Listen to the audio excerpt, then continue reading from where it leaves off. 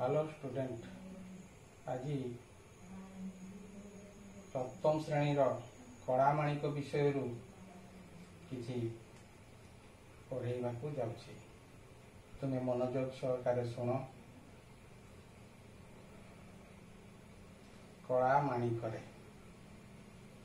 धीरे घेन कानन रे कृष्ण विलंबित वात्सल्य ममता घेनी भाड़ुछंती मात कलामाणिक रे निधन संखाड़ी मोर दरिद्र पसरा अंदल उड़ी बाबुरे हृदरत्न हारा कलामाणिक रे मोदिब जीवन तुही नयन प्रतिमा तोते की पासरी हेब मोर सुख सीमा कलामाणिक रे डोरू थाऊ अंधार को रखी जाऊ गरु जनक जननी सुख काहीं पाई सारू कलामाणिक रे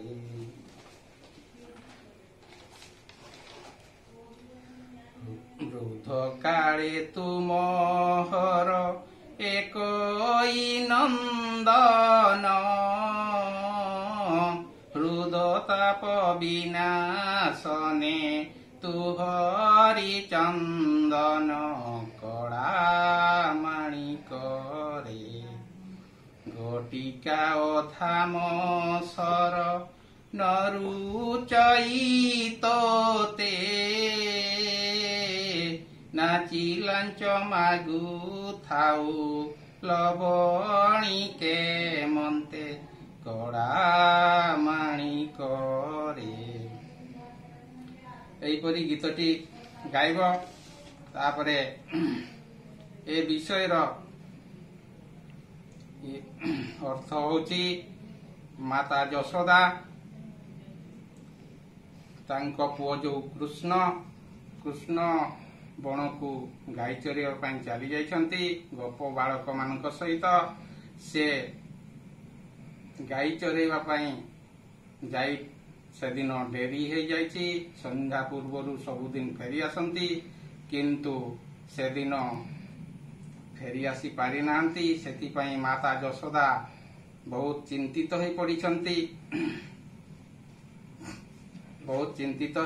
पड़िछंती तापरे मातांकर जो चिंताधारा यही कवितारे वर्णना करा जायछि। कवि अभिमन्यु सामंत सिंगार यही कविताटी को वर्णना करिछंती गाइछंती। श्रीकृष्ण बणरू न फेरिबारू माता यशोदांक मनरे बहुत दुख सृष्टि होइछि। एठारे माता यशोदांकर वात्सल्य ममता फुटी उठिछि। मातांकर वृद्ध कालर एकमात्र संतान कृष्ण से पिता मातांकर अति अलियळ संतान थिले। कृष्णंकर जो दीर्घ समय अनुपस्थिति मातांक मन को व्याकुल कर देछि। माता कृष्णंकर सबु कथा मने पकाइछंती। से दरिद्रर पसरा निर्धनर धन स्वरूप कृष्ण थिले मातांकर प्राणर प्रतिमा नयनर मणि। वन मध्यरे किछि असुविधा हेतिबो भयरे मातांकर हृदय व्यथित हो जाइछि। व्याकुलतारे अधीर होइछन्ति। कृष्ण अंधारକୁ भय करन्ति। तेणु मातांकर मन बहुत दुख सृष्टि होइछि।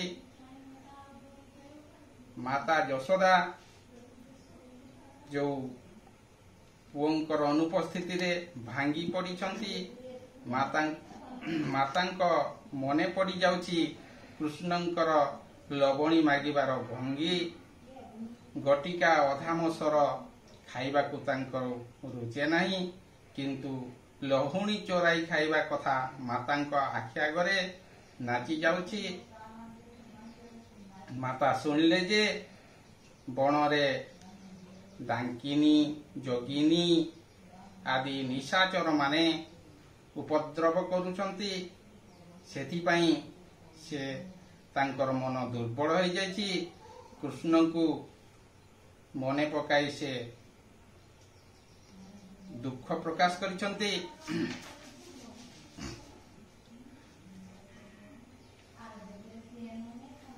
बारंबार मना कले सुद्धा पुत्र कृष्ण गोरु चराइबा पई चली जाती।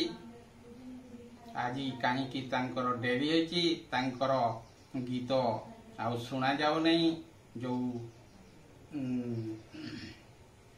बंशीर स्वर सुना जाऊ नहीं, सेथिपाई से बहुत चिंतित हो पड़िछन्ति। आहुरी भाबुछन्ति से कठौ छता नहीं नांती। कठौ छता न नेबारु से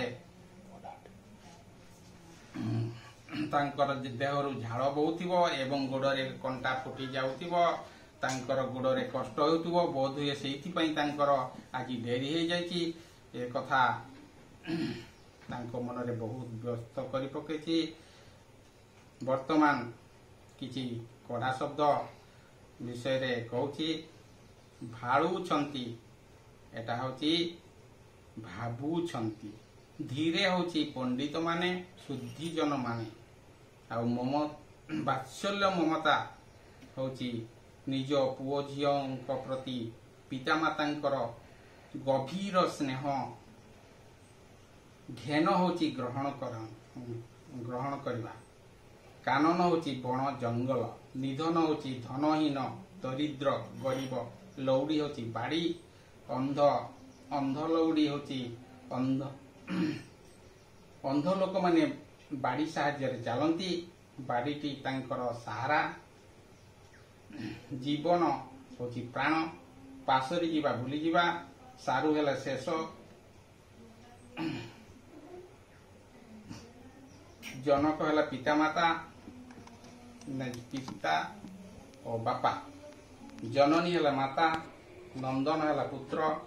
बारंबार होछि 12 डांकिनी होछि डाहाणी। दरिद्र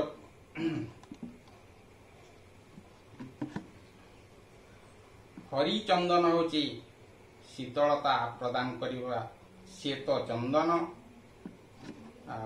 वेणु स्वन होछि बंशीर स्वर। ताप रहला दुख ज्वाला। गोटिका होछि पेड़ा बा संदेश। अधाम हेला सरपुड़ी राबिड़ी। लवणी हेला लहुणी। बारुथाई हेला मना करुथाय। ममता हेला स्नेह। वेणु हेला बंशी। निशाचर हेला राक्षस। रात्रि रे जो माने विचरण करती। अंगु हेला देहरु।